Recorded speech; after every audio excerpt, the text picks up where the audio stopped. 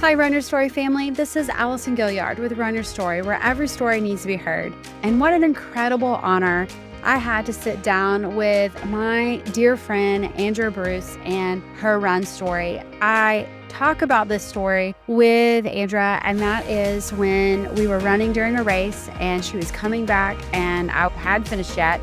She was still putting in some miles and she's like, "Hey, Allison, you got this. Go, girl," and just cheering me on. And that has stuck with me because Andra is part of the Bluebell Bombers. And for anyone that runs the Bluebell Bombers, you guys are absolutely incredible. That community alone is so encouraging and just another family. And I absolutely adore those guys. So that spoke volumes to me and has stayed with me for quite some time. And so I just wanted to share that as somebody who doesn't consider themselves a fast runner, an elite runner, whatever it is, when you have somebody that you idolize in the running world, so to speak, and they speak to you, that speaks volumes.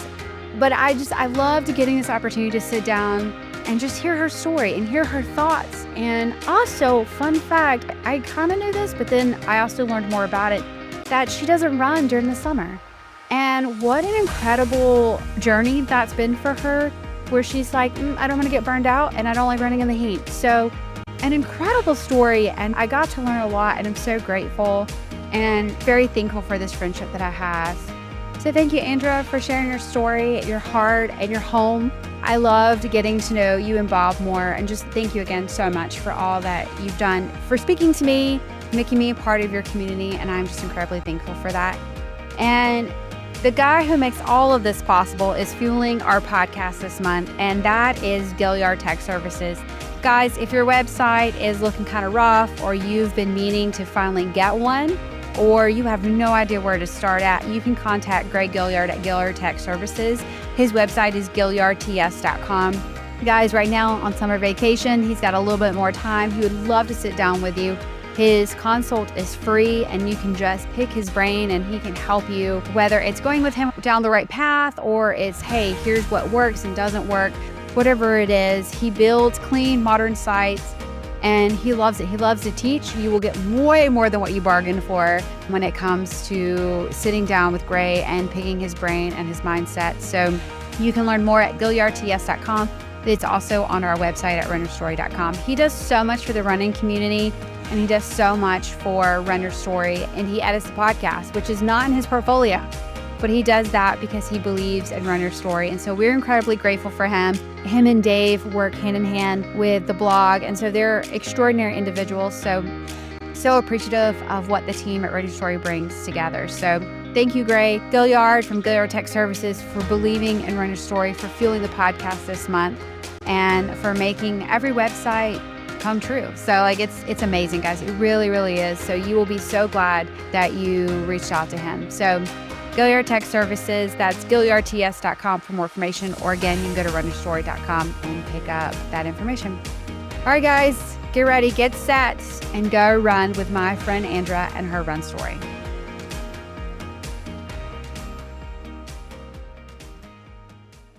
Well, it's about time.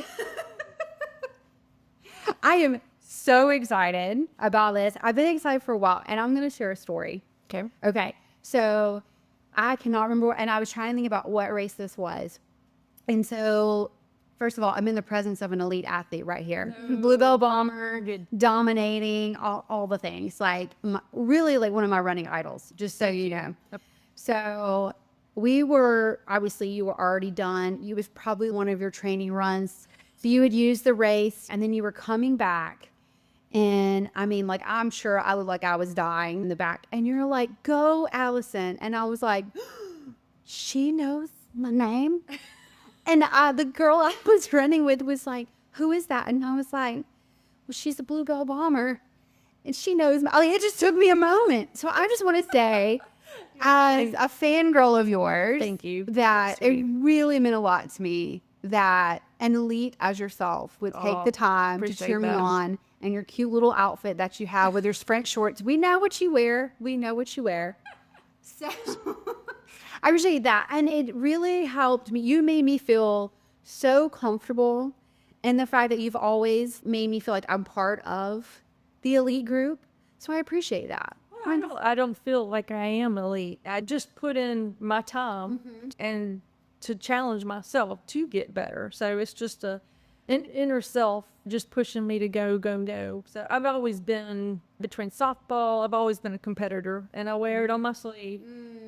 So I just enjoy it, and I just, especially women, I just feel like it's later in life now, I have much more appreciation that we all should lift each other up. And no matter where your status is, fast, slow, whatever. So I think the running community, you can help each other. Well, you definitely helped me. So, and we've gotten to have some really cool conversations at different events and stuff. And then I'll never forget one of the last conversations we had was when I asked you to be on the podcast, and then we got to learn more about each other and how similar our stories were about our boys. And then even went to Mary Military Institute different times. But I just was like, oh, it just meant more to me that you took time to talk to somebody like me. So I appreciated that. And You're no different than I am. This is great. so I am so excited because I've only gotten to hear part of your run story, but not the full thing. Okay. So what is your run story? Geez, well, I started running when I was probably 9, 10 years old. I just told my parents, I think I want to do the Azalea Trail. What? And of course, now when we moved to Mobile, then we always had field day, Dodge Elementary, and running. I don't know why I just got into it, but I was fast. And I'd already been playing softball. Okay. Since I was 8. I started when we moved to Mobile. And so I'm still that competitor. So I trained my dad. I got my dad into running. Wow. And he ran the Pensacola Marathon. He's one and done. I'm done. That's it. That was enough. But yeah, I trained for the 10K one year, Azalea Trail, and I came down with chicken pox the week before. So I couldn't run it. Oh, how devastated were you? I was disappointed. Very disappointed. But then I don't remember if I had done several races. I'd done the Sunset 5K at Pensacola Pier, Fairhope Pier. Okay. Of course, they don't have I was going to say, yeah. I don't think I've ever heard about that race. Okay. And I never have done the Spring Fever Chase Run, but just little Port City Pacer races. And that was when, what's his name? Sims, Joe Sims was president of Port City Pacers. And so then I'm still playing ball. So I think the running kind of went to the wayside just because I would run for softball. And then I 12 years old, then I played for Tony Scarborough, but for the summer team, the Tony's Angels. Okay. Combs Angels, and we were a tournament team. So we had girls from Satsuma, Foley, all Theodore, all over the place, and we would come practice and everything, and we traveled. I played on the Hall of Fame field in Oklahoma City. I've been to Hollywood, Florida, Lubbock, Texas. We've traveled. The first year we probably played 99 ball games in a 3-month summer. Gee, Manelli. Yes. Wow. And you look back now, yes, your athletes were dedicated, but the parents had to be dedicated as well, because we would leave out for a national tournament on a Wednesday and we'd come in late Sunday night, and then we washed clothes and we were gone again for the next weekend. Wow. So, but it was a great experience. I played for Tony for probably 4 years. And then I probably played city ball up until Gavin was probably 9. And I was like, that's enough. He was playing baseball at Westside, and I helped coach one of his, I think, coach pitch teams or kid pitch, whatever it was. And I was like, it's his time now. So that was it. But 25 plus years of softball that's amazing. Wow. I enjoyed it. Yeah. Yeah. And then I got back into running not long, or probably about the time that we met back in 2003. And I was like, just to get in shape. And so, yeah, I just to be a better me, So, and then I did a few races. And then I think I met Victor at the Do It in the Bush. He and Bill Brady. Okay.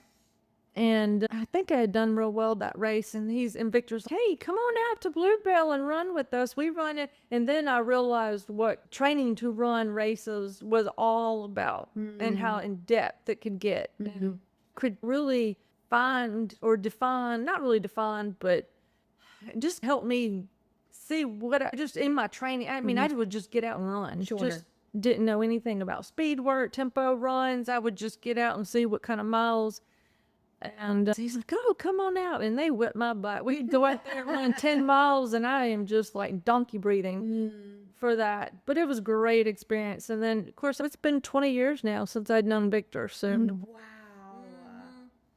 so that whole group, we still have a great bombers group, and it's grown. It's so funny. I know Victor would just be shaking his head because it was like pulling teeth to try to get people to show up for the race. And then after he passes, then Keith's like, hey, we got this one. And we'd have a dozen people show up. Yeah. But he would just be chuckling. I know he would be. I can just hear his mannerisms, is just his little inserts, just Victor. So, but yeah, he really taught me how to buy, and my nutrition and just, and shoes and all that. It's a lot to really perform. Yeah. To where you want to be. So you just have to pay it forward now. That's nice to see somebody come in like Bettina. She getting into triathlons and stuff. I'm so excited for her because I've already done all that. And I love to see the excitement of new people coming in and excited for the sport again. Because that's just, I don't have time to do all that. That's a whole nother ballgame. No, nor do I have the motivation to do it anymore. So, but life rolls on. It keeps me less bored. It breaks up the monotony to keep going and doing different things or whatever. So, yeah, I think the last few years it's helped me to take off during the summer. The older I get, the less I can handle this heat. So, and I strength train during this time. Okay. So I like to get back in the gym and strength train and hopefully come back strong. With knock on wood, I've been fortunate and blessed to have come back the way I have in this last few years, really, that I've done that. So That's amazing. yeah. Wow. And they laugh at me. Oh yeah, Angela's coming back, and then she comes out here and takes off the summer and just comes back and kicks our butt. And I'm just like, no, that's not what. I said, you guys know I cannot handle the heat. But they just laugh. It's all in good fun. Yeah. It's all good fun. So it's great. I just everybody that I run with and interact with, it's great. It's just a great community. It really is. Yeah. I agree.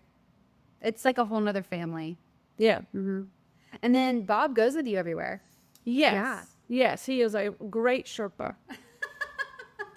But I also, when we travel, I also sign him up for 5Ks. So I keep him moving as well. Oh, I didn't know that. Yes. Okay. Oh, I love that. So he doesn't train, but he'll get out there, and his goal is to shuffle. He may walk through the water stop, but then he tries to continuous run. Yeah. It may not be fast. It's 11, 12-minute mile, but that's okay. He finishes. That's awesome. So, and he's like, I still get my medal, and now he's picking at me now. I might need one of those medal holders like you have.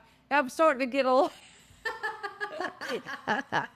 Well, you guys have a goal of 50 states. So, yeah, they'll need his own because he'll have 50 5Ks. Yeah. So That's cool. in fact, the first year that they did the War Eagle half marathon, they cleared them. That was a tough race. I don't know how you do the half there. Because the 5K alone, I've only done the 5K, and I'm here to say I will only do the 5K for that. It's a tough Because race. that's a hilly 5K. Yeah. Oh, yeah. So I can't imagine. And it's because Melissa All, when I signed up for the half, she was like, Allison, I don't think you realize how hilly Auburn is. And I was like, okay, well, I know if Melissa says that, we going back down to the 5K. So that's She and I did it the first year they had it. And It's brutal. yes. It's a beautiful course. It really is. And so I signed him up for that 5K too. And that was his first kind of extra event post-COVID. No. Because he had the big one. He was 10 days homesick, and then we had to call him a ride. And so he was 13 days in the hospital after that. My goodness. With the COVID pneumonia. So Wow. So yes, life, when something like that happens, it humbles you, and now you have to live life to the fullest. You don't know, Yeah, absolutely. because Tammy's husband never came home, so, and he went in the day that Bob got out. So it's very sad. Yeah, absolutely. That was a horrible. I hated that for Tammy. So she was so lost Sure. Yeah. because she depended on Ron a lot for so much. But it's made her a better person now. So Yeah. she's grown a lot from the first time I met her. So, and she's a good runner. Yeah. Oh my goodness. Wow. I love how his first one was Auburn, one of the hilliest runs I've ever done. That was his first 5K, and he still does them. Kudos to Bob, Yeah. because that's rough. Well, I give him the option. I say, do you want, so he has an option. He's like, yes, yes, yes. I don't, so I twist a little bit. We're already going up there. You might as well. Oh, and then he's done and cheering you on Yeah. the finish. Yep. And he's got Oh my my gosh. backpack with him. So I love that. Oh, it's so funny because when we went to Little Rock, he's like, I'm finishing this 5K and the winner of the 10K is coming through beside me. no, that's there. That's absolutely accurate. Yeah. That's how it was for I want to say for Auburn for the half. Like people are already coming through and you're like, cool. I'm doing the 5K. Thanks, guys. It's all relevant though. I love that. I love that you guys do this together. Oh, yeah. That's precious. Yeah. He might as well. And we doing this 50 states, and I am getting a little late start, but so we're trying to do 2 or 3 a year, trying to get it in because I want to do this within 10 years. Whoa. I do. Okay. So that'll put me in on those 63. So, because I'll be 53 in October. There's no stinking way you're in your 50s and not realize that. Wow. You're a hottie, my friend. Thank you. My youngin is almost 28. Wow. My only son, but he's military, and he's fixing to go to Romania next month, so Wow. for a year. That's incredible. You are goal. I keep telling you, you're my goal. You are my goal in And you'll life. get there. No, but okay. You just got to work at it. So, what are some lessons that you've learned from running? Oh, let's see. Lessons. I've learned patience, which I have very little of. And depending on the situation, I still have very little patience. But I think to appreciate what I've been given, the opportunities I've been given, not really the opportunity, but not really desire to keep going, but I think I'm very thankful to be able to do this. And since Bob and I have been together, that helps too. I think he's made me a better person because he's the calm in my storm. So Sure. when I still get work, then he's like, really? Really? Is it really that important to get that mad? Yeah. So a lot of it, then I think about it a little quicker because I really have no filter. But my lesson, I think patience is a good thing that I've learned and just to appreciate what I'm able to do. Yeah. Oh, 100%. I appreciate what you're able to do. So let's talk about you're getting ready for race day. So what does your pre-race routine look like? Pre-race, if I am racing on a Sunday, then I have my big meal on Friday evening. Okay. And I like a good ribeye steak. Oh. Sweet potato. And something, just a good protein, good carb on a Friday. And then I do the night before, I usually like to eat early, like 3-ish. Okay. We eat our dinner, is what we call. Everybody makes fun of it, but Bob and I finish so early in the day, then we're done eating before 4 o'clock. So and we're good for the rest of the evening. But and then I make sure it gets out of me, out of my system prior to the race. So, but yeah, I don't eat anything the morning of. Okay. It depending on the distance of the race, I may take a goo.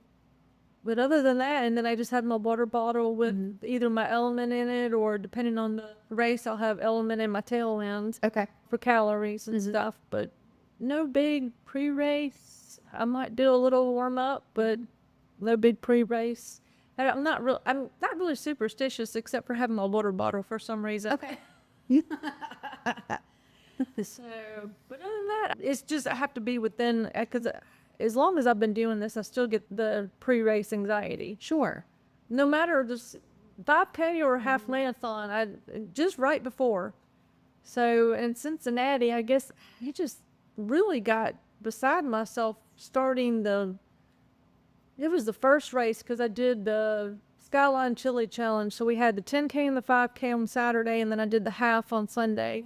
And the 10K, we were going over the bridge into Kentucky, and it was within the first mile, and just the anxiety just got the better. I had never had that much anxiety. It took me a good mile I had to breathe it out a little bit. Yeah, and I've never had that. I was like, holy crap, what is wrong with you? Get oh. So then I settled down. And that's a big race. Sure. So very hilly. You think Auburn's hilly? When we did the half, then we found the hill. Whoa. Yes. And I'll be the first one, and I don't like to walk, but it was a hill. It was like going Museum Drive and taking a hard right and doing Museum Drive again.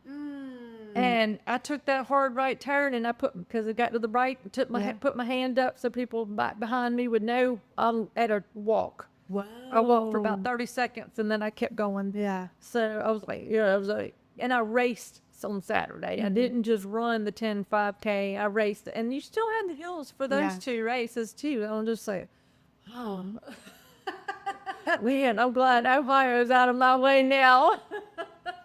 How did you feel the day after doing 2 days of hills? Well, I tell you, I took my red light therapy with me.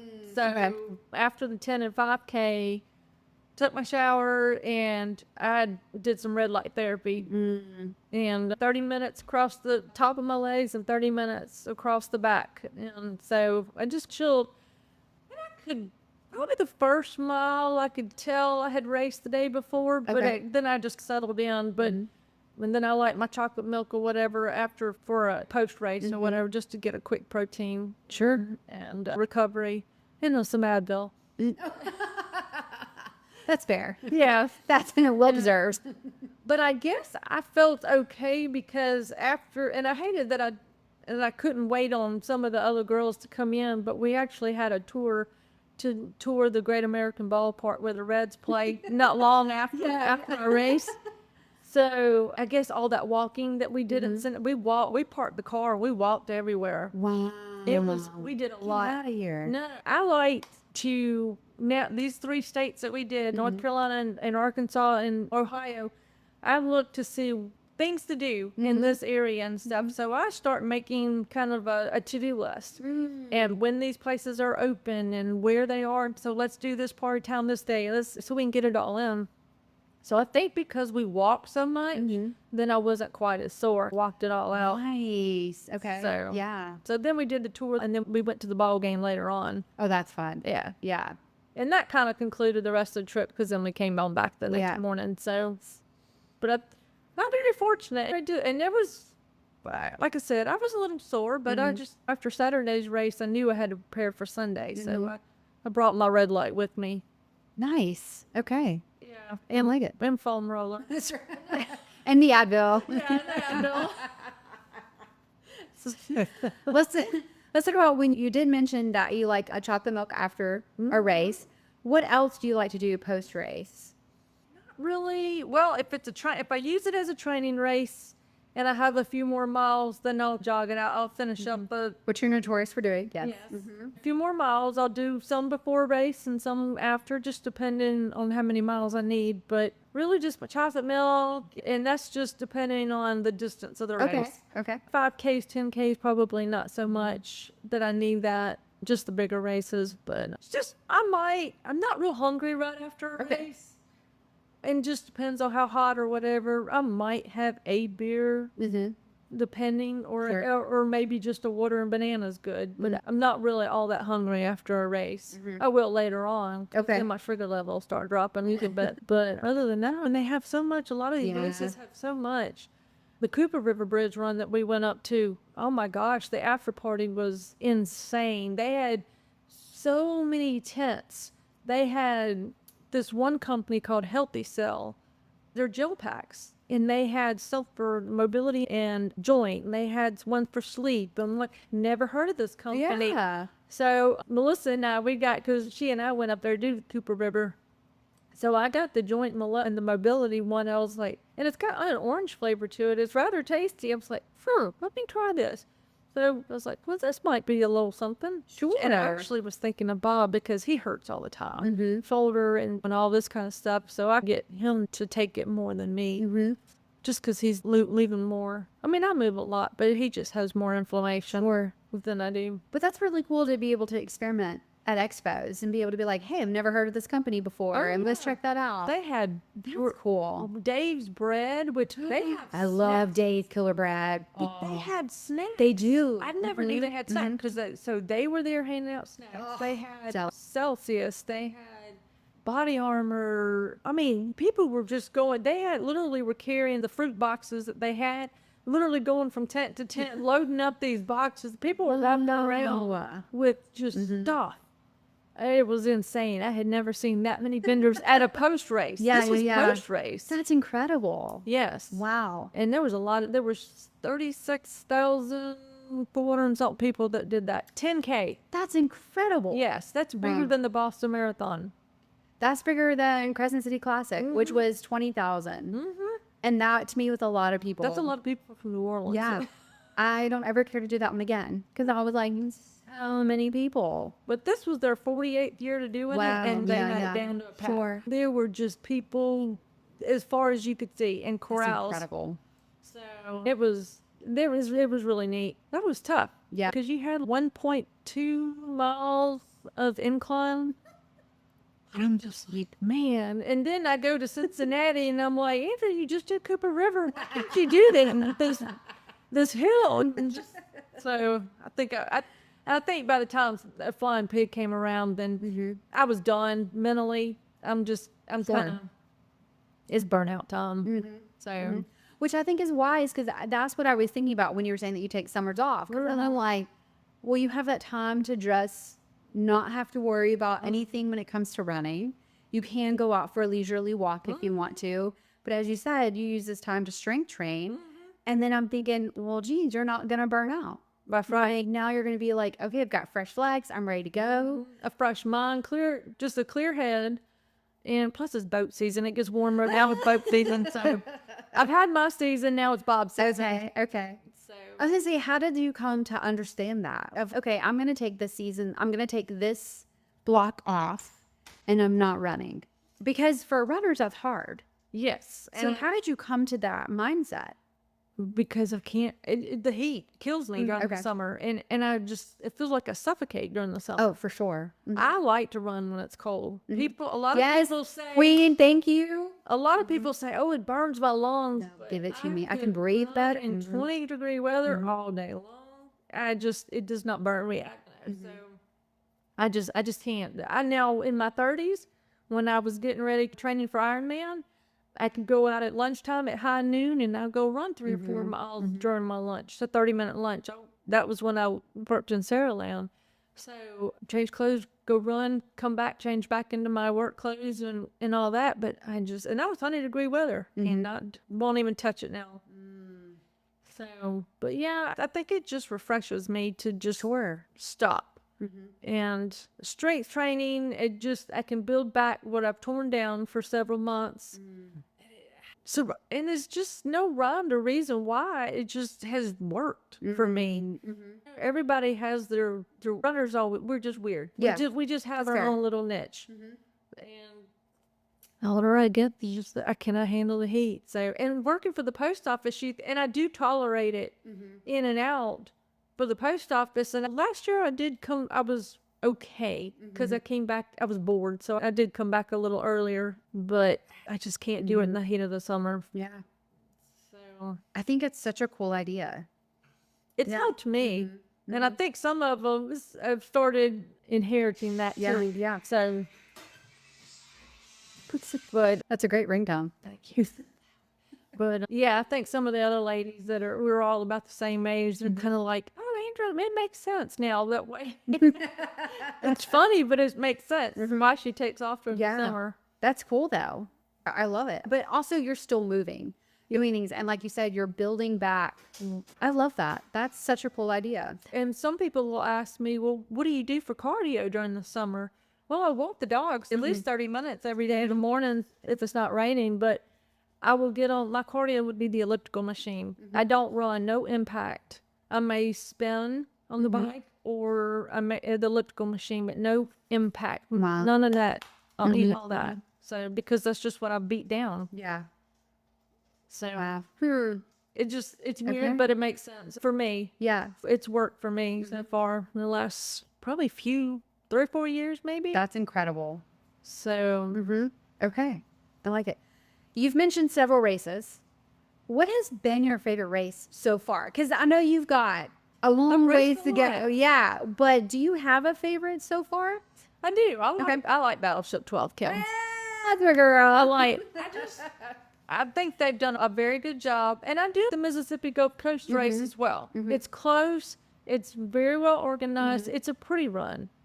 They have nice finishers medals. Medals are amazing. I like their shirts, cotton blend. And I like V12K just because it's home. Yeah. I can sleep in my own bed. And I like the point to point, and it's just a good distance. So a mediocre distance. But it always comes when I'm getting started into my training, where I'm not peaking or I'm not at full that I think. But I still do. I just push it, and I try to go out and hold on. That's just one of those. It's like a 10K. You just have to go out and hold on. That's my mentality for that race. So, and just not blow up when I hit the bridge. That's it. You're like, oh yeah, I forgot this is here. Dang it. And when I hit that bridge, I'm like, all right, or just get me up to the bridge. just push my butt up this bridge. I love it. That's it. And something about when you turn that corner and you're handed the flag, if you're running in, and you're just like, it still takes you forever. That's true. You're not wrong. You're not wrong. But you take it on. It's one of those races that no matter how many times I've done it, and I have lost count how many times I've done it, I just feel like the first time. Yeah. Because I'm just taking it all in, and I'm like, I know this. I know I could run this with my eyes closed because it's the same route. But man, when they give you that flag, you're just like, and being a military mom yourself. Yep. Man, I cannot imagine what it's like to be like, wow, this is even more special. Well, I am a military granddaughter, niece, and mom. Wow. Because my grandfather was World War II. He was a paratrooper. He got dropped behind the lines on D-Day. Oh, my goodness. So, yeah. Oh. So he's Army. I have an uncle, well, no longer living. He was Army. I had a cousin Navy, another cousin that was Marines, and then later in life came back to the Army. And then Gavin was Army. So wow. I love that they did the Wall of Honor. Yeah. This last year. I love that. Yeah.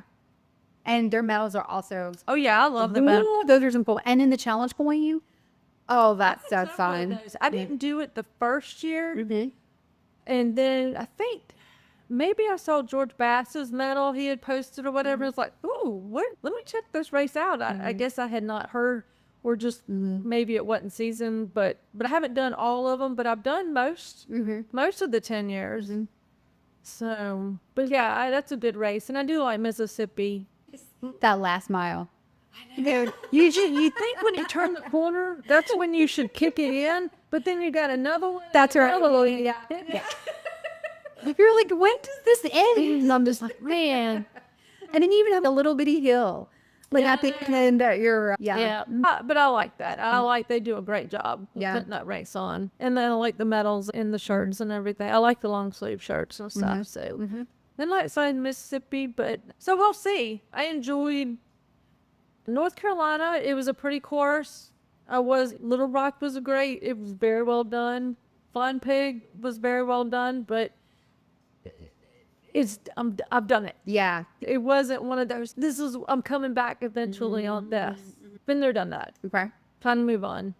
But I like the Battleship and the Mississippi. Those are two really good training races for me. Those, not that I would gear toward, because I've already done them, especially Mississippi. I like to use that as a good training race. So I've run, the first year they had it, I did the marathon. Wow. And that was before they went up the overpass. Yeah, they changed us, and they went through up in a little neighborhood and everything. And I waited maybe a couple of years, and I did the half, and I did not look at the race course. And whenever I got to the overpass on the on-ramp, and I was like, what the heck is this? We're supposed to go this way. Why are we doing this? That on-ramp kicked my butt every time. Yes. It's brutal. I'm just, and then you've got all these people standing at the back of the stadium going, and you're like, Absolutely. 100%. And then you get to fly back down. And then you got to climb back up before you go in the stadium. Just, jeez. And then you're like, okay, now we're in the stadium. Kick it up. Why can't I kick it up? I'm done. I'm toast. It's over. Done. Yeah. Yeah, that was the first year. I've never had a problem with my sugar level until I did the marathon that year. And I got to 17, 18 mile marker, and I was having heart palpitations. I did not know what was wrong. I'd never experienced that before. And I've run several. I even stopped at one of the EMTs along the course to check my blood pressure and stuff. And come to find out, when I got to the finish line, it was my sugar level. I was shaking. I had the shakes. Jeez. And yeah, all I could do was just bury my head, just so my head wouldn't spin. I'd never experienced that before, but I carried glucose with me now. I don't have that problem during a half marathon, but about that mile marker, then I started taking the glucose with me. That's terrifying. Yes. Wow. It scared me. Yeah. It scared Bob. Sure. Because I didn't understand. I'd never had that experience before. And Not even in training runs. No. Yeah. So, yeah. So if I do a marathon again, then I'll have it with me, which I don't plan on doing anymore.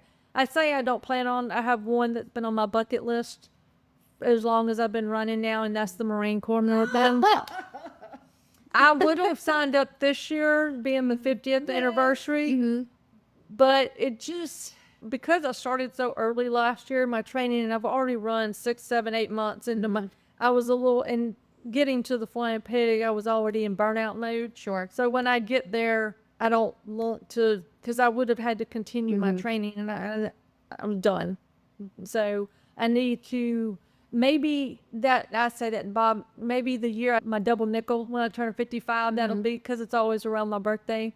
Okay. So that'll be my double nickel birthday gift. And that'll be a couple of years. Great. You let me know when that is. Okay. Because that's the only marathon I think I ever want to do. Like, I've done one. I'm like your dad, one and done. I'm done. And now I'm like, everyone keeps saying Marine Corps. And I was the same way. I was looking at it and I was like, it's their 50th year. It's going to be great. It's going to be amazing. And then I was so much like, that means I'm going to have to train for this. And I just don't think I have it in me right now. And so Training. I was like, I just want to wait. So I'm serious. Oh, yeah. Well, Like, let's do it. 2 years. 2 years. Okay. I'll be 55 in 2 years. Okay. But for marathon training, that's why I don't like to do it anymore. It just tears my body down. But when I get into the 18 to 20 mile miles, it just tears. I'll come in and take an ice bath. Yeah. As soon as I get in, and I'll take an ice bath and all that, because it just beats me up too bad. So, but I use time training for my marathon. Victor put me on that Benji Durden plan. And so when you get to your 3-hour training, it messes me up. And Steve will laugh at me too, because he's the same way. 3 hours, I know how many miles I can run in 3 hours. Not just 3 hours on your feet at this pace. I know how many miles I can get. So I know I can get that 21, 22 miles. And that's what hurts. Yeah. Yeah. And I know it pays off come race time, but it tears me up. So I think that's why I've just resulted to the half marathons, because I can still enjoy my day. Sure. I can go out. I can hurt a little bit if possible. May not hurt, but I can still enjoy the day after the race. Okay. So Let's talk about a race that has not been your favorite, or one that you're like, I want to go back and try to do better. redeem. My worst race is the Boston Marathon. Really? Okay. I did it in 2012, well, one and only, and I've qualified 3 times. And the first time I qualified, I got hurt 2 months out. Oh, no. And I just had to quit because that was 2008. And I'd already signed up for Ironman Florida to run in November of that same year. So I had to stop running to heal so I could train for that. And then in 2012, I ran it. It was 89 degrees when I started the race. Couldn't do it. I ran the first 10K and I was like, oh, screw this. I can't do it. Wait, this is Boston? This was Boston. At 89? Yes, it was one of their hotter marathons. Of course it was. Yeah. And of course, I'm starting later in the morning. And so, yeah, it was a 4+ hour marathon. And I'm just like, and for me to relax and say, you're just going to finish this is a lot. But yeah, it was disappointing. I wasn't mad because it was so hot. Literally, people along the whole course, the fire department came and opened up the fire hydrants, and people were putting sprinklers and their hoses, and you just couldn't drink or pour enough water on you that day. And that was the year before the bombing. And then I qualified again the third time, and I got 4 weeks into training, and I was just in burnout. It was a chore to get up and train. I was like, I'm done. And that was the year that it was like 30-something degrees and raining. So qualified 3 times, run it once. Okay. So, but I think I've been there, done that. Just because I didn't have a good race, I don't really want to go and redeem it. I've done it. Sure. Okay. So That's fair. That's a good answer. I have other goals. This 50-state half marathon, that's my goal now. And maybe the Marine Corps. Yeah. Those are my goals now. I love that. And I love how I came in and there's a puzzle of the United States that has pictures of you and Bob. And that is such a cool idea. I love that. Because one is the memories. Yep. But then two, like you said, like, you don't just go and run it. Like, you're going exploring the state as well. Yep. And that's just something that you guys are doing together. And that is just fascinating. And it's so people cool. will laugh at me now because I've started a photo album. Nobody develops pictures anymore. That's true. Yeah. But I take so many pictures on our trip so far, these last 3 races. And so I've started a photo album. So now we can look back. Yeah. So last year we celebrated our 20-year anniversary, and we got married in the British Virgin Islands. So we went back. And so I took all kinds of pictures. So I have another album to develop those. I put them in the album because that's what we did the first time when we got married. I have just an album just for that trip. Yeah. So now for our running, then I've started a photo album of all, and I put all my little comments and all that, just like we used to. Just like we used to when we were younger, when everybody developed pictures. Where are you developing? Are you like, do you have a home printer that you're developing? I just Walgreens or whatever. Okay. At the photo centers or Walmart, whatever. Okay. So yeah, I just have mine. So then I can put it on my map. That's the cutest thing ever. I thought it was a neat idea. Yes. And it's something we can experience together. That's the only way we're going to see 50 states. Sure. Is to do a race, and it's a reason to go see 50 states. There we go. Yeah. But that's just so cool. And we want to take in what those areas have to offer with the history or we love history. So, or if there's and of course playing softball in my life, or most of my life, then taking a baseball game or whatever. I can't wait to I think I will do the Oklahoma City Memorial race when I do Oklahoma because I want to go back to the field. I still have plans just to go watch the World Series, take that week or whatever off, and go and just watch nothing but softball out there. That would be really cool. Just because I've been on that field. Yeah. I've played on that field. Wow. Yeah. So that's a cool goal. Just to go back to the Hall of Fame field is like, because we still have, again, growing up, but my mom took pictures, and we still have pictures of when we were out there. And I remember it was raining, and they brought the helicopters in to dry the field. And it was 8 teams from across the United States were invited for this invitational. And we placed second out of the 8 teams. So that's incredible. Yeah. It was my softball career we did a lot. We got to experience a lot, go places and stuff. And now it's transitioning to your running. All the places that you're going with that. Oh yeah. That's cool. Tony made us run. We got to run a lot. So you've mentioned your water bottle, but is there another item that you will not go running without? No. Okay. I've got to have that water bottle. Yep. Okay. And it's so, again, my weirdness. I'll start out, in every mile I alternate my water bottle, different hands. Okay. I don't know why I do this. I think it's just in case this hand may get tired. So I've just found that Your strength training right there. Yeah. You're like, hey, got to make sure that we're every even. mile I'm switching hands or whatever. Okay. So, but yeah, no real big superstitions as far as what I need. Okay. Just as long as I've got my nutrition in my in that water bottle and whatever's in my water bottle for the race and stuff. Okay. So, Let's talk shoes. okay. Okay. What do you like to run in? I have run in Brooks and Asics, and I've had some, what is it? The Adidas, the Out of Zeros I've run in. I started out when I ran as in 9 or 10 years old, started out with the Nike, but I've run in Brooks. I probably run in, and I have a narrow foot. So all those that I've had that are good shoes for a narrow foot. But the last few years, I like to do my long runs in the Hokas. Okay. Like a Bondi. I had the Hoka Carbon X, and they changed them to the Mach X1, and I haven't seen really good reviews on the Mach. I still have my Carbon X's.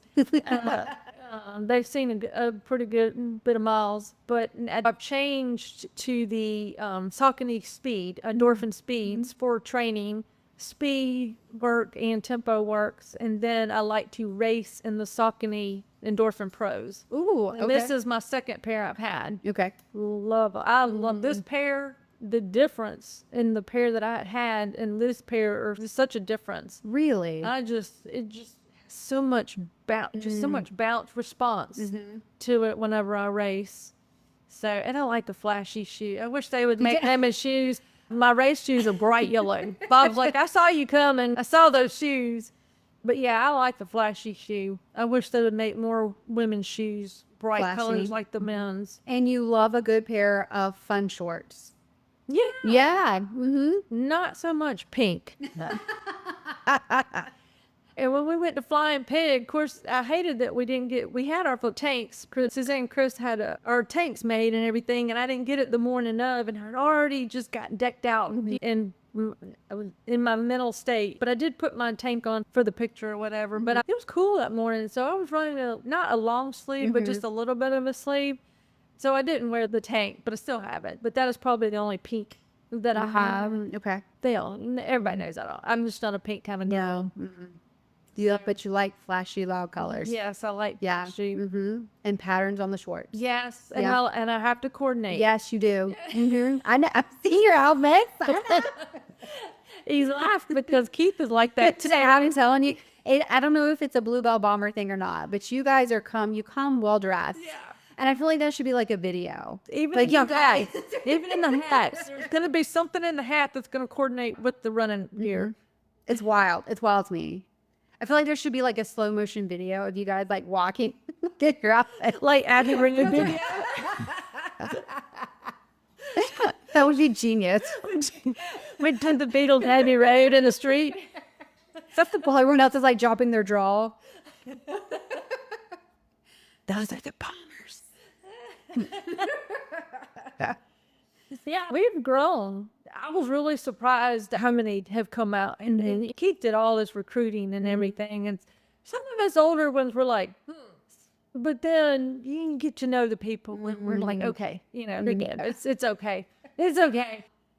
And they're not bad people. It's just, you come out here sometimes, but it's all good. Yeah. You know. Well, and that's what I say. It's you guys have always been so kind to me. And I consider myself an honorary member. I'm like, I love being an honorary member. I love being a cheerleader for the Bluebell Bombers. Oh, but now I know, wait, I was saying, like, you guys are just always so kind. And so I'm like, I'm an honorary member. I'm like, those are my people. I know them. That's right. You absolutely do. And you're more than welcome anytime. You've had a lot of memories with running. Do you have a favorite running memory? I've had a lot of good memories, but I think I still have to go back, and I think I'd written this down, was doing the Mobile Marathon, the old course. Where we with the and south. And yes. Yeah. And that was actually my very first marathon. Was Mobile? First, Okay. 07. Wow. And it was so funny. And that was when I had first started running, maybe a couple of years, 2 or 3 years. And I'm just like, I told Vic, and they were training for marathons. And I'm like, I'll never be able to do a marathon. And I was like, Bob just rolls his eyes. Don't, yes, you will. So I did. And then I got thinking during the race, and it's crazy. I think I was 34. I missed qualifying by 3 seconds as a 34-year-old, but it qualified me as a 35-year-old. I ran a 3:39. Oh no, you had to have a whatever it was, 59. You couldn't go over that, whatever it was, and I missed it by 3 seconds. And I remember being disappointed. My first marathon. Not by 5, you got a sub 4 at all. But it is so fun. So the last time I ran the Mobile Marathon, the old course, which I love the old course. If you can run Mobile, the old course, then you would blaze through Boston. Wow. Get out of Dodge. No, Boston has nothing on Mobile, the old course, for the hills. Yeah. And it's all in the middle of the race. But I remember I was just past the 20-mile marker. Bob and I think my parents were following me too. Just gone through the 20-mile marker and coming down, I think it was Stein, coming down the hill, and there was a speed table. I was in the zone and my hips were already hurting. I was already. And Victor was following me on his bicycle, and he was up ahead, and he was taking pictures and everything. And he said, "Go, Andrew," and just went right. As soon as he hit that speed table, and down I went, face planted, and it just like, whoa. First thing I did was I stopped. Oh, what? You gotta stop your garbage. But broke, busted my hands, fell on my sword. Yeah. Victor's like, "Okay, you okay?" He's like, I'm so sorry. It just distracted you. And he tried to get me. He's like, you gotta keep going. I was like, I'm done. And it just really just took me out of the zone. And he's like, "No, I'm done. I'm done." No. He's like, "No, you gotta keep going." I was like, I am done. You hear me? I'm done. I just fell on this table. So he's like, "I'm so sorry, I distracted you." And it was so funny because I think the weekend before he passed, then I was coming back from my summer runs, and we were out there, and we were just talking about that. So we were getting a good laugh, but it'll always be funny. So you didn't finish that race? I did not. I DNF'd that race. Did you really? Yeah. And I go, look, make you walk the rest of. I can't believe he let you. Well, yeah, I'm pretty stubborn. So, and then I looked back. No, he wasn't on his bike. He was actually in his car by then. So, because he took me to the finish line. He called Bob, and they met me at the finish line. And so I looked at my Garmin, and when I got back, I was like, damn it, I had an 8:03 pace going. And that's hilarious. Like, oh, man. I always knew, he's like, to have this race, you need to be at the 20-mile marker at 2:40 or 2:45 or something like that to whatever your time was. And I was on points, and I was already hurting, and I think it jarred my body. Sure. It just took me out of the zone, and I was just like, "Who done? Just take me." Victor, this was your fault. No, it really wasn't. It's just, it did. I DNF'd. So, but that's probably the only race that I have DNF'd. Man. So, wow. I had a friend of mine, Lisa Blunt, not the one that taught yoga, but I met Ironman training. So we did Ironman in 08, and then she talked me into doing the 70.3, the Gulf Coast triathlon at Panama. So it was half the Ironman course. This is when I was in my 30s, of course, when I can handle the heat. So I'm coming out on maybe the bike or maybe the run or whatever, maybe the run, and I am just dying. And here she is on the sidelines, go, and I'm just like, what the heck are you doing on the sidelines? You're the one that taught me into this freaking race. And she got pulled from the water. We had 3 to 4 foot swells, and they were pulling people left and right for getting seasick. Oh, man. Oh, yeah. And I'm just like, I'd never experienced this before. Yeah, I felt a little woozy, but I came out and got on my bike, and I felt a little woozy on the bike, but I still got out there and did it. Man. And then to see her on the sidelines, I was like, what the heck? What you doing?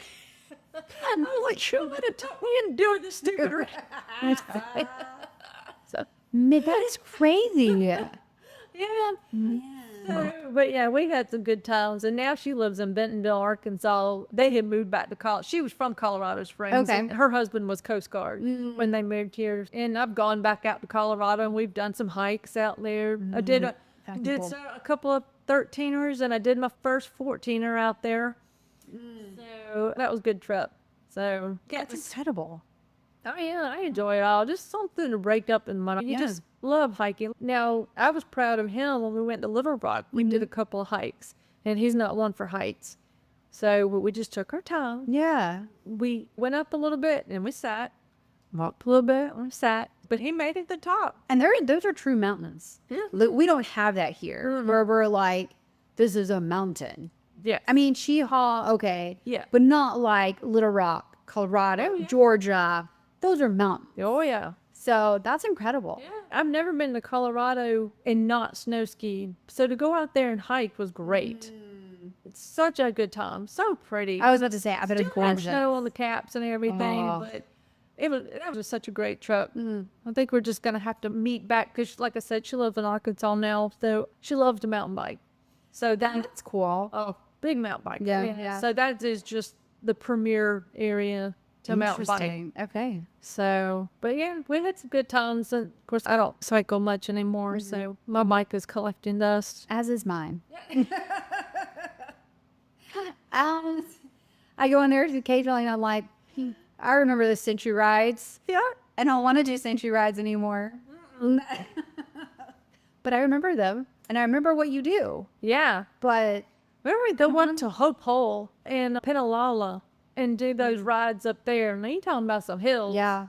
But they were good training whenever we were training for Wow. Ironman and stuff. So I miss those days. When you are solo running, do you listen to music? I do not. You do not. Okay. You don't take any headphones or anything with you. Okay. No, I like to hear my surroundings. Sure. Because I run before work. So I'm up at 4:30, depending on how many miles I need. But I like to hear my breath to my foot strike. And I can tell by my foot strike if I need a chiropractic adjustment or not. If I'm out of whack Interesting. a little bit. Yeah. Okay. So, That is fascinating. and I've never run with music. Now, if I treadmill it, then, well, I used to have a treadmill here, but I burned it up. But, so I have to go to the gym, and I don't run with music there. So I just grunge it out. I hate the treadmill. Same. Yeah. But if it's raining and I got to get my run in, then That's dedication. hit the treadmill. That is dedication. Yeah.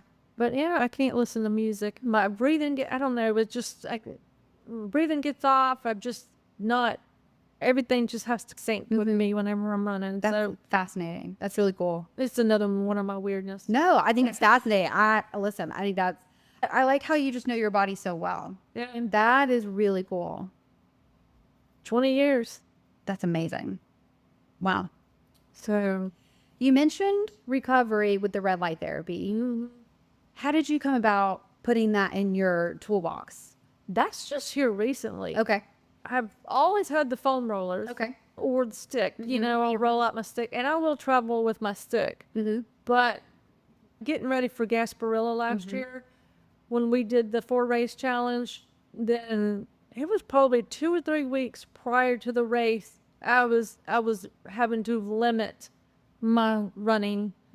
I did away with my easy runs, or I would go do them on the elliptical machine. I really had to back off Okay. of a lot of my runs. I did my core runs, my speed work, and my tempo runs, but the easy runs, I would either go do them on the elliptical machine or just take that one out of my schedule. But there was just something that was like, this red light, you hear people use it on their face and everything, but it had a lot of good benefits for full body inflammation and everything. So I was like, I got this pad, but it's only about this long or so, a couple of feet long, and you can wrap it. And I really thought about him as well with his shoulder Sure. and his back. He has sciatica, so he can use it as well. So I was like, I get these hard runs with the long. Really, I would come in and do after my long runs and put it on there. Or after these multi races and stuff, then it would come in. But it seems to help.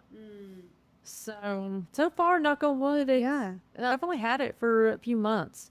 So That's it's cool. new. It's new to me. But really just the foam roller. It seems to be helping. So That's fantastic. hey, if it's working, I'll definitely implement it into my training. Absolutely. Absolutely. The older we get, you're always looking for an out or an in, basically, to one up, Yeah. to get the performance out of your training. So Oh, listen, I've been listening to all these other podcasts and stuff about, especially women's health. And one of them was about women should be taking creatine. And I'm like, okay, that's one more thing we have to do. I do. So I sent a message to my friend Kristen Rather, who's also a PT, and I was like, hey, what do you think about this? And I had doing all my research, and I had found this one company, and I was like, what do you think about this? And she's like, oh yeah. And she even sent me a podcast. She was like, you should listen to this one. They talk about it. And this is the brand you picked is great. That's one of the best ones. And I was like, who knew? I didn't know, but here we go. Yeah. So because you said, like, the older we get, we want to be able to do this for a really long time. We want to be able to reach our goals.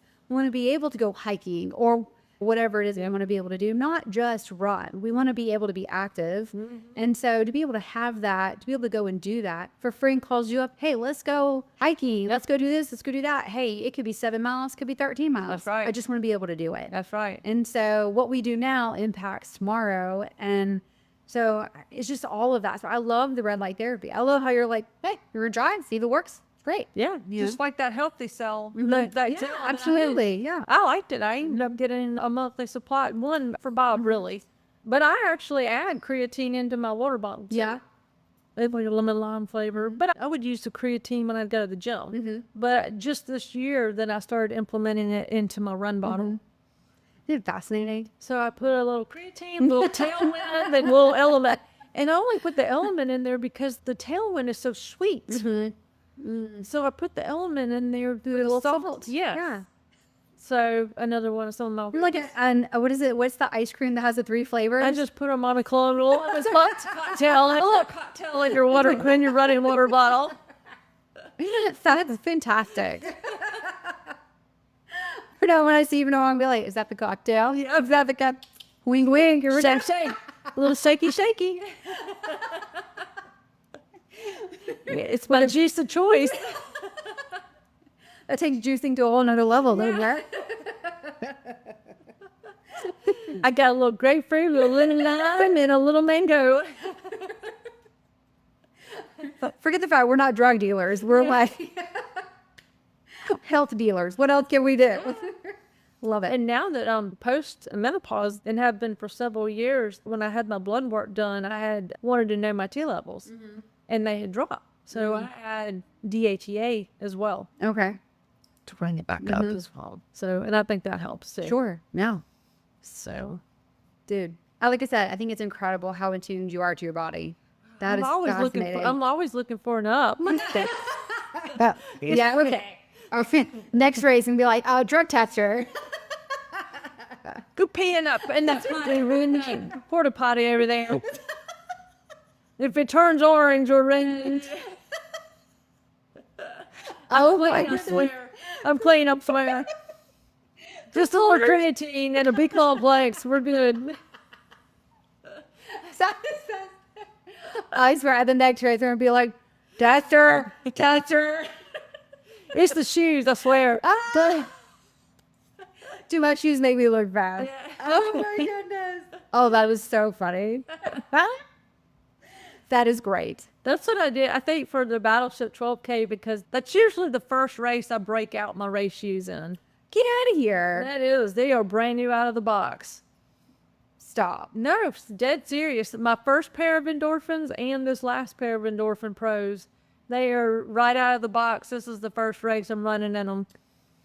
So I'm like, if I have a good race, I'm like, it's the shoes. They're brand spanking there. They're brand out of the box.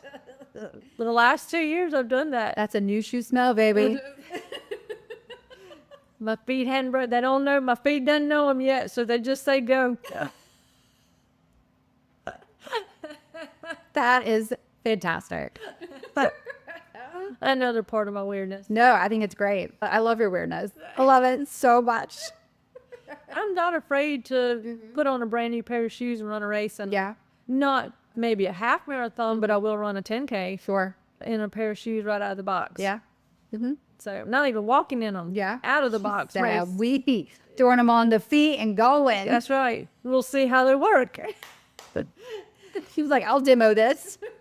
That is fantastic. Oh my goodness. You've already talked about strength training in the off season. So where do you like to go work out, and what kind of workouts do you like to do? I go to club floor. Okay. Club floor there at Schillingers and Cottage Hill. Back in the day, I would go to Sportplex. Okay, yeah. And I would swim there as well. Oh, that's nice. Now, another one of my goals in life along the way was when I turned 40, I wanted to do a figure bodybuilding competition. Get out of here. I've always loved to lift weights and have lifted weights off and on since I was 12 years old, since I got, when we played for Tony for softball, to strength train. But it was fascinating to put the nutrition with the strength training. Because, yes, I know how to lift weights, but I hired somebody to train me that geared towards this one specific way of training for this competition. For bodybuilding. For bodybuilding, Okay. yeah. And it's figure, so it's not physique where you're very, very muscular. It is diet and muscular. So you still have your femininity about you. Sure. So it just fascinated me. So I hired somebody to train me, and I hired Ken Haney, who I met through running. He was a runner, to do my nutrition. Wow. Phenomenal man. He made it so easy to plan my nutrition. It was not weigh this way. You have to have so many micrograms. You have a half a cup of this and a half of like beans, or so you need this many ounces of a protein to this carb. Never felt hungry, and it made it easy to plan my meals. So did that. I did the Heart of Dixie, Jason Green, local. So we did it in August, and I turned 40 in October. So that was the first one, and I did really well. I started out, I think, maybe 18%. And by the time I got to show, I was 11% body fat. Wow. But I really enjoyed the process. It was another challenge for me. Sure. And so I was like, okay, I'll do this again. 3 years later, I did it again. And I used my training program. I didn't hire anybody because I had my schedule. So I went in and I just did the gym myself, and I did all my training myself. But then I used Ken for my nutrition. And I was getting ready to do a triathlon later on. It's like a couple of months later after this show. So the second show, I did too much cardio. So my legs didn't look as good as I did the first time. But this is a great problem to have. The last month before a show, you get protein added back into your diet. Okay. So, more protein, more meat, because I'm all about, I love my meat. Whether it's fish, shrimp, whatever it is, chicken. But so I got down to 9%. Gee. Yes. Yeah. So I really enjoyed that process. So, and of course I've done Spartan races and stuff like that just to mix it up. But yeah, as far as the weight training, that's my figure bodybuilding was a great experience. It was another challenge. Love the challenge. Clearly. Huh. And what was the challenge was the first time I did it, that I had to fix Gavin and Bob's food and then fix mine. So I'm fixing them chicken Alfredo. And I'm just like, just one noodle. Just let me taste. And then I'm eating Brussels, which I like Brussels sprouts. But then I'm eating this, to theirs. Sure. That's cool. That was tough. Talk about willpower. You've got some amazing willpower. So, like I said, I was all in. When I make up my mind, I set the goal, and then I'm on it. I'm in for 110% of it for the duration. So that's just, I think that's the way I've always been. It's softball. It's just the competitiveness. It's what level can you take yourself to? That is great, because we're going to go into this question of what advice would you give somebody that wants to get into running? Good pair of shoes. Yeah. Start out slow. If you can run a quarter of a mile, run that and then add another 1/10 of a mile or add another quarter of a mile, but challenge yourself. And you will eventually get there. Some pick it up quicker than others, and listen to your body. But it'll pay off. If it's meant to be, and but just challenge yourself. If you have a bad day, still go do it. Because that probably may be your best day. Ooh, yeah. Mm-hmm. So I've had many mornings run a speed work, and I'm just like, I really don't want to do this. And I'll just ask the good Lord, give me swift feet and free from injury. So, and I end up having a good speed work day. So whether I wanted to or not. Yeah. So just challenge yourself. Just to challenge yourself. So it may not be your best day. Okay. The next day will be. That's good. But you're not going to be on point all the time. For sure. But that's how you learn, and that's how you grow. So I get within myself, like, I can do better than this. And even in my speed work trainings or whatever, and I'll have 8 to 10 by 800s. And I'm just like, oh, I'm dying on this 800. And it winds up being my fastest one. And my body doesn't feel like I'm your drag. You're not. This one doesn't quite feel right. And it ends up being your fastest one, but you don't feel like it. Yeah. So it's just, oh, okay, I can do this. Yeah. I can't. I got 2 more. Come on. So. Oh, that's good. Yeah. Really good. You hit on that when you are having a bad day, a bad run, or you're like, oh, I just don't feel like it. Is there something that you tell yourself? Is there a mantra or a saying, something that you're like, let's just get through this to grind it out? Get your butt up and go.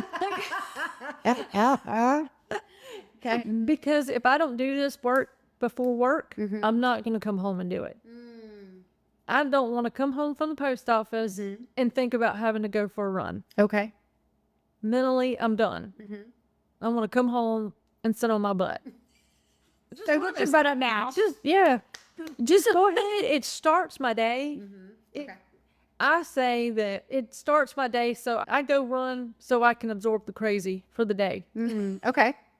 Pretty much. And in the off season, do you go to the gym before work? I do not. Oh, okay. It's crazy. When it's my off season, I like to sleep in. Okay. No, that's fair. But I do take my gym bag with me, and I go straight from work to the gym. I do try to get there before 2:30, 3 o'clock, really 3 o'clock, because that's when all the high school kids get there, and they're sitting on the benches. But when I get in there, I have my list of whatever I've got to train that day, whether it be back and biceps or whatever I'm concentrating on, then I'm usually in and out in about 30 minutes. Okay. And then I'll go do cardio for about 30 minutes. But if I can get on the machines and get into my rotation, I'll do about 5 different rotations, 3 sets of each. So I'm just like, bap, bap, bap, and then I'm out. But if I can get on my machines or get on a bench with the dumbbells, then I can get in and out. But I just hate when... And I get it. They're there. A lot of teenagers don't have that motivation to get in there. But when they get in there and start congregating and they're on their phones and all this kind of stuff, I'm like, dude, you got to get in and get out for news. Yeah. I will take you down. And and a lot of the adults are like, when they come in there, they're like, we're there. We're on their lunchtime, or we like to come in and get our stuff done and go. It's not official hour. No. That's great. Go hang out somewhere in the little waiting area or whatever, and go text each other while you're sitting next to each other or something. But In my spot, homie. I come in, I get all my weights in my little circle, and I'm just doing basically HIIT training. I'm doing this set, and I move to this, and I move to this, and then I rotate it 3 sets, and then I move to these 3 exercises. Boom, boom, boom, and then I go cardio. Okay. And I like to do strength training before I do cardio, because then my glycogen levels are not burned out. So I have the strength to lift. And then whatever's left is what I have left for cardio. Okay. I like it. That's just, I think I've always done that when I've lifted weights. I've always done the cardio last. Feels like a good finisher. It's good. Okay. So when your muscles are shaking and because you've had a good lift or a good pump, then the cardio is the cool down. Sure. That's good. I like it. So possibly Marine Corps Marathon. Shooting for 50 states. Half. Any other goals? Not right now. No, right now. No. They sound like enough. That's a lot. It's And I'm impatient, so like, you don't have to do them all in 1 year. So that's true. But I already have 5 on my list for next year. But I definitely will be doing California next year. I have a childhood friend that lives out and doing the Santa Barbara wine country. Okay. I'm definitely doing that one for California. So I will need to find some hills to run. And also Bob has some cousins that live out in Los Olivos. They have a vineyard out there, and the course actually runs through Los Olivos. So I'll be able to visit with my childhood friend, and actually her mom and my mom were best friends growing up because we're from South Carolina. So when we go home, when we would go to my mom on the mom's side of the family, they lived across the street from the old home place. So I would have somebody to play with Yeah. when we go. But her and her family lives out in California in that area, and she's done this race. She actually offered to transfer it to me to run this year, and it was the 10th of May. So it was the weekend after Flying Pig, and I was like, I think I'm just done. Yeah. Yeah. Smart. Yeah. And then I want to be able to train properly, get some really good hill training. I should have done that for Flying Pig, more hill training. How did this goal come about? What made you decide I want to do 50 halves? So the 50 states, I think it's just another challenge. Okay. At this point in our lives, we want to travel. Sure. So this is just a good way to see all the states. I don't really have a desire to go do the marathons in London and Sydney. It's a great goal to have, and I will cheer whoever does that. But even New York, I really don't have. I will do a half foot there, but I don't want to do it in New York City. I want to see the prettier side of New York. Maybe somewhere around Niagara Falls or something like that. That's a good idea. There is a half close to there, or maybe the Buffalo Marathon, half, something like that. But I think that's just another challenge that allows us to travel and see the states that we already wanted to do. Yeah. Go places for it, especially before we get too old and can't do it. I don't think that's ever in your vocabulary. Well, now Bob is 7 years my senior, so he hits the big 6-0 this year. So We should do a 5K on his 60th birthday. Yeah. I'm sure he would love that. No, you have to run birthday miles. So That's 6.0 miles. Listen, we don't want him to hate his birthday, though. No, and we don't really celebrate our birthdays. But I feel like we should. Yeah. We should do this for Bob. Yeah. Yeah. And Bob's shaking his head going, no, I don't want to. That's right. They'll say, y'all go ahead. Y'all go ahead. I'll think about you while you're doing it. And I'll watch you. I'll be right here when they go back. And he always told me before we started doing 5Ks, he's like, the beer still tastes the same at the end of the race, whether you run or not. That's funny. That's true. Okay. Yeah. What's your favorite length to run, whether it's a training run or a race day? For race, I think the halves. Okay. A half or a 10K, I think the 5Ks just hurt. You just have to just go, and that hurts. 10Ks, you just go and hold on. And the half marathons, for my mentality that way, they're just long enough to where you can settle into a pace. You can get comfortable, but at the same time, can challenge yourself. Okay. So I think between a 10K and half are probably mine distances. So anything between there. Yeah. Okay. Yeah. I enjoyed the Double Bridge Run in Pensacola. That's another great race. And I didn't even think about doing it until Erica Span got it. Oh, you've got to go do this race. And so it may not be good timing, or I usually wind up having a 15-mile or training run that day of that race. Oh, that's perfect. Yeah. So I ended up doing the race and then going and doing, 5.5 more miles afterwards. And it's a pretty scenic run. Oh, yeah. And for the crazy, as a challenge of a course as it is, I end up having a really good race because it's good weather. Lucky. It's good weather. Weather helps. 100%. Yeah. Weather definitely helps me. And we had good weather when we went to Little Rock. We had 40-degree weather. And I was just like, yes. So Flying Pig was okay. It was cool, but it was raining. And I don't like to run in the rain. I don't like to start in the rain. Now, if it rains while I'm running, I can deal with it. But I don't like to start in the rain. Because that's a long 13 miles being wet. Yeah. Yeah.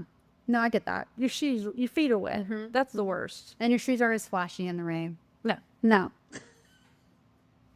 So, but yeah, I think those are 10Ks in between 10 and the half marathon. Those are really good races that can challenge you and that can push. I can push through and not really be overwhelmed. Not really overwhelmed, but still have enough energy. Sure. To enjoy everything. To enjoy, yeah. That's good. I like it. When you are running, what fuels you? What are you passionate about?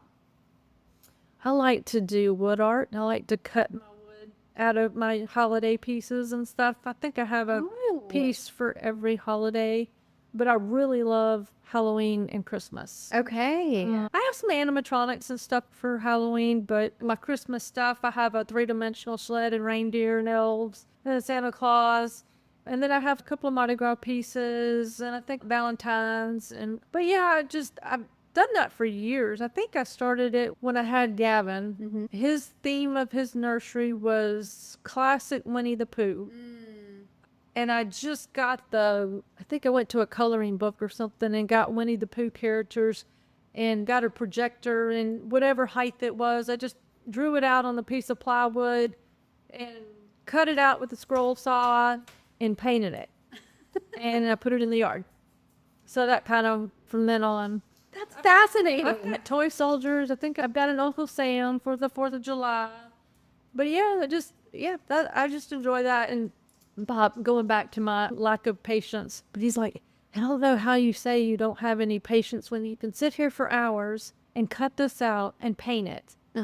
For hours. I'll just sit up, sand it, prime it, paint it, cut everything.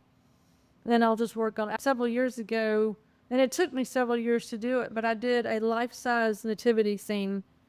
Get out of here. It took me a while to do that. I'm talking from all the way to the animals and the David Star and the angel. And you put that out here every year? My parents live right down the street from us, so I put that in her yard. And what a gift. Yeah, that's so sweet. It's so funny because we had all of our floors put in our house this last year in December, so I didn't get any Christmas outs. No, I put my Halloween up and I didn't get anything else down because we were just shifting everything around. So I didn't put her nativity scene out, and people, friends, I guess people look for that in my yard because my neighbors were coming up. Are you okay? Or you got some health problems? Your parents okay? Because I didn't have my Christmas stuff out. That's adorable. And then look, but I was like, really, y'all, I'd be happy to make you guys something if you want something for your yard. And I made something when Olivia got made as a trail maid. I made him a couple of reindeers to raffle off. Oh, fun. Jacob's lawn ended up getting them. But so yeah, I enjoyed that. That is so cool.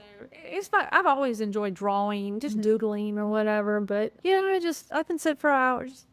I have my patterns now. I'm not so much that I'm going to draw these out. I have patterns, or I have a projector if I find a pattern. Like I might do a bee. Or maybe the Gamecock or something during football season. I might venture, or I do have my Smokey from my because I'm a Tennessee ball. I'm a Tennessee fan because like they're Alabama fans. Yes, it's fine. Yeah, I don't hold it against them. They don't, but yeah. So I might venture and maybe cut me out some smaller mascots during football season. That's adorable. So I actually did that in Gavin's room growing up. One of his walls I did, and I literally measured it out, scaled it out. I did the field, the Tennessee Volunteer field. I did the checkerboard end zones, painted it green, did the lines, the hash marks. And each of the checkerboard, it had the power T in the middle of it. That is insane. And then I did Smokey, a life-size Smokey on another wall and all that. So he was about done with that. And then I painted it because he likes he did hunt and stuff. He doesn't have time to do that anymore. But so now all that is gone. But I did take a picture of the wall before I painted over it. That is fascinating. Yeah, it's just cool to do that. Yeah, I bet. Yeah. But I just did a little bit at a time. And he get kidded, you had a Tennessee football field on your wall, but he enjoyed it for as long as he did. So, and then he graduates from Auburn.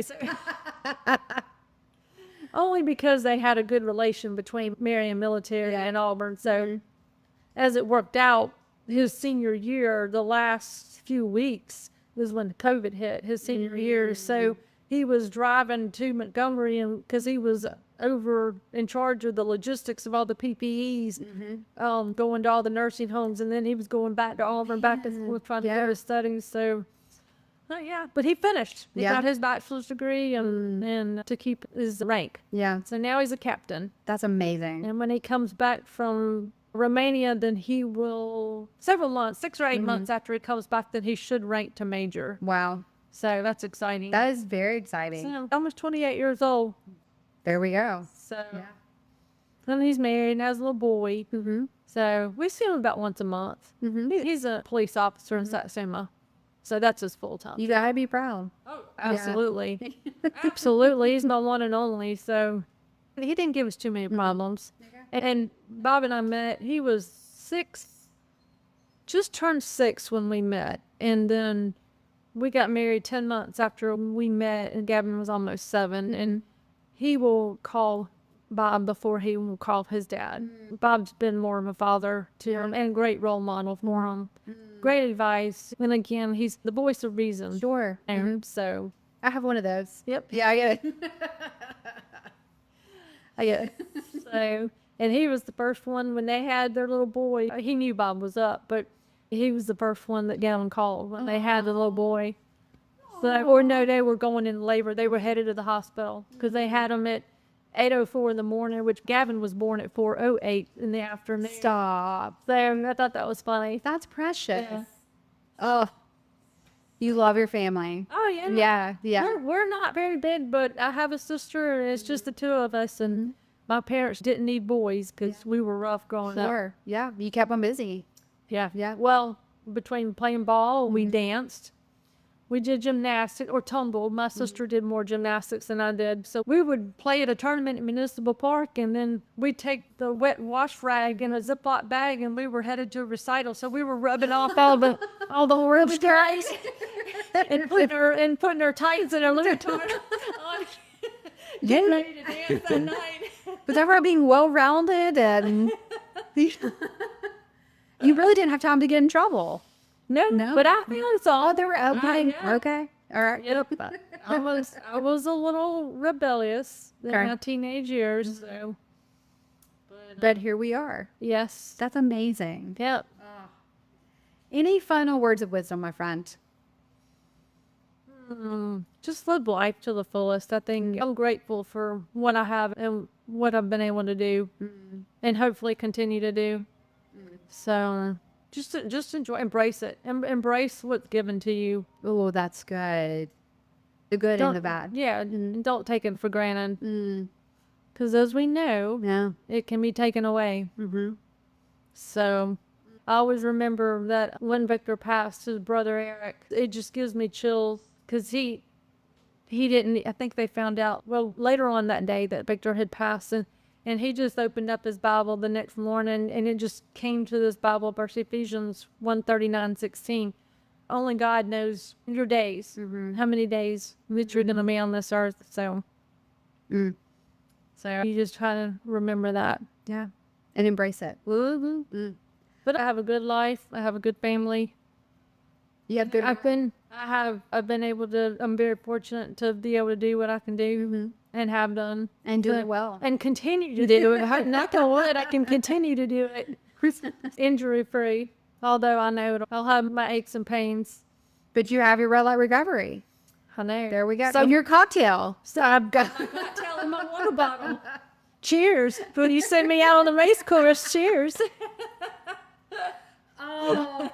You are absolutely fantastic. And I knew I was already looking forward to this, but this has just been even more special. Well, I appreciate you including me. Absolutely. Thank you for all that you do and for making me feel like I matter in the running community. Oh, you absolutely do. Just your laughter, smile. It's so positive. You want to be around people like that. I just want to be around you. And get off and just be like, but you, okay. People like you, though, if you're having a bad day, you're not going to have a bad day because you're full of laughter and smile and just an encouragement and all that. And it just comes back to you. I hope it comes back to you. It does. Well, and I think you nailed it when you said just embrace it and that you get to be able to do this. And so even on the days where you're grinding to get out or whatever, you're just like, you know what? I'm out here. I'm doing it. there are people that can't or people that won't. Yeah. And so we're a community, and I just get to be with my people. And at the end of the day, that's what matters. So, and I've found so many friendships out through the running community that we have found common ground in other things that we do. Yeah. The boating, we could go snow skiing. The running is just what brought us together, Right. but that's not all we have. Correct. We have so many more interests, likewise interests that we could do outside of running as well. Yeah. So, and you nailed it. That's because it's one part of who we are, not not all of that's us. what makes us. Yeah. So, but I hope we can get some more groups. Like we had Gasparilla. That was such a great trip. Yeah. I just enjoyed everybody just doing it as a group. Just hanging out and being together. Yeah. Yeah. Even though we had different things and stuff going on. I like to go out and sightsee. Some people like to do all the bars. Some people don't. Yeah. But there's always still a common ground. I hate that I didn't get to meet up with some of the other girls that went to Flying Pig. They got in town late, and then we were all in a hurry. Well, they were all in a hurry and had to get their packet and everything. And it was race time. Yeah. And a lot of them were leaving out the next day like we are. So hopefully we can find some more races where we can go as a group and enjoy the trip. I'm a planner. I like to say, okay, we do this day. This is over here. This is over there. This place opens at this time because I want to see it all. Yeah. You want to embrace it. Yeah. I don't know when I'm going to be back. So I want to see it all. Yeah. While I'm there. So a race is just in the mix of everything else that we're going to do for that trip. And to be able to say that you ran there. Yeah. I got to do this. Yeah. Yeah. And maybe once I get my 50 states, then I'll go back and put some in rotation that I liked or maybe do a different race in that same state that I really enjoyed. So we'll see. But I'm going to knock out the 50 states first and then I'll circle back. So. Dude, I'm proud of you. That's awesome. Well, you got to be out there with us too. Hey, one day. Marine Corps 2 years. That's right. Okay. Thank you, my friends. You're welcome. So much. This has been fun. I enjoyed it.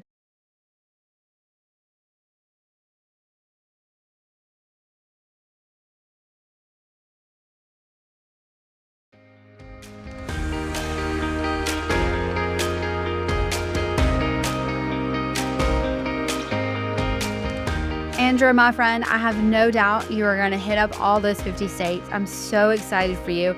And let me just say this to you about Andra is that her love for Bob is so kind and so sweet. And this really cool puzzle that she has in her house that has all the 50 states that she's replacing with pictures, they include her and Bob. Like, that's the sweetest thing. And I think that also the fact that he's now running 5Ks when they go on these adventures together, I think that speaks volumes of how beautiful their relationship is. And so Andra and Bob, thank you so much for opening up your home, your community, your hearts to Runner Story, and for letting me just hang out with you guys. Like, it was so much fun, not only during the podcast, but also after. It was just a blast. And so Andra and Bob, you guys are truly a beautiful team, and I'm so grateful for you guys and your heart, and I cannot wait to see what else you can do. I can't wait to see all your adventures that you go on, and I'm really hoping we get to do Marine Corps in 2 years. That would be a lot of fun. So that's my goal. That's your goal, and we'll go from there. So thank you again, Andra and Bob, and your story. Absolutely incredible. And again, thank you to Gilliard Tech Services for fueling our podcast this month. He is the man with a plan and does such a good job with the website. Any ideas that we have, whether it's, hey, how can we help the running community? How can we help those that share their stories with us? What else can we do? He is always being creative. And we actually have the swag store because of him. So if you want some swag merch, go check it out on Run Your Story website as well, because he was like, hey, people want to wear this. And so he's a really cool visionary, and he does so much for the running community. I can genuinely say he really does love editing the podcast. And when we say edit, he only takes it out to where the flow sounds good. So if there's like or just those moments where someone's thinking, that's all he takes out. So that's the only editing that happens. And he does such a great job with that, and he cares. And so it's always fun to be able to talk with him after about the interview and like what spoke to him. And I think that's another cool concept of doing this podcast together, is having him go, well, this is what spoke to me. And I'm like, oh yeah, well, this is what I took from it. So it is a lot of fun, and I'm so grateful that I get to do Run Your Story with Greg Gilliard from Gilliard Tech Services. So guys, update that existing website, or if you want a brand new one, go to gilliardts.com and he will be happy to sit down with you and just brainstorm. He's absolutely amazing. So can't speak enough great things about Greg Gilliard and Gilliard Tech Services. And our Patreon family members, we absolutely love and adore you. Thank you guys for making this possible. It does cost to put on a podcast, and you guys have taken that and said we want to help fund that. So thank you so much from the bottom of our hearts. One day, I hope we can do more. I hope that we can fund more. We've got big goals and big dreams here at Run Your Story. And so we want to see what that come up with and what happens. So if you guys want to join us, join the Patreon family. We would love to be able to have you come alongside us and make all of these stories continue. And make sure you like, share, and comment. Guys, Andra's just an amazing human being, and I just absolutely adore her. And so like, share, and comment her story. We want to hear feedback. We want to know what you liked and didn't like. We want to know if there's somebody that you're like, you got to have this person on the podcast. And so we're incredibly grateful for everyone that listens and likes and shares. And it truly is an incredible journey to be in all this along with all of you. So until next time, guys, go run your story, because every story needs to be heard.